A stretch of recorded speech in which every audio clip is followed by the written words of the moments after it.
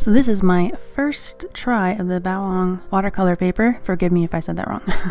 I'm thinking this is a mid-price paper. This pack of 10 was about $45 Canadian, and it looks like cold press because it's very thick, rough texture.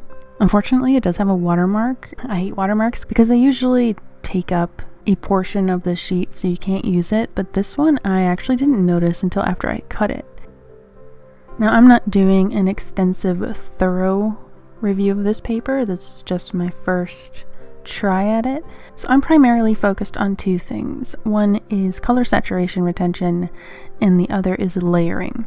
Because I've been using a bunch of different papers lately, either mixed media papers that aren't really good for watercolor, or economically priced watercolor paper like the Strathmores and the Fabriano Studios. So I wanted to make sure that this paper actually does the thing that I need it to do the most. And in my test, I was already pretty impressed with it. The dark colors stayed dark, the bright colors stayed bright, which is already something that you don't frequently get with the economically priced watercolor papers.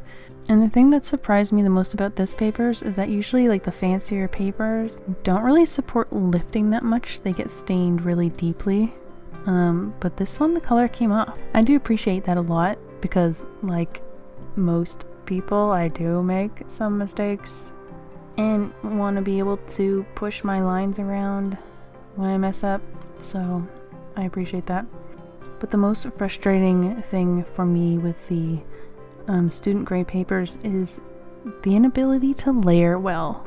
I find it way harder to make a smooth wash, but also adding extra layers starts looking really muddy. And I really tested this one and I used colors that weren't particularly harmonious either, and it still layered pretty well. So I'm super happy with the way that it initially tested.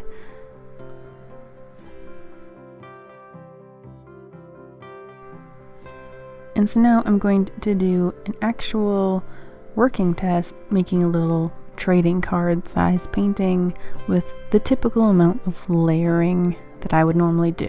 So nothing about this process actually stood out to me, other than the fact that I have been using a cotton-based mixed media paper for a while. That was really hard to control where the watercolor was like seeping, and if I was going to do fine lines, often the paint would seep around it and connect and erase those lines, and it would take forever to dry. But this paper, I was actually able to paint around really fine spaces with no issue. The paint stayed exactly where I put it, and it didn't take forever to dry. And you'll see that when it dries, the color actually stays more or less the same. So I'm pretty satisfied just on this basis alone.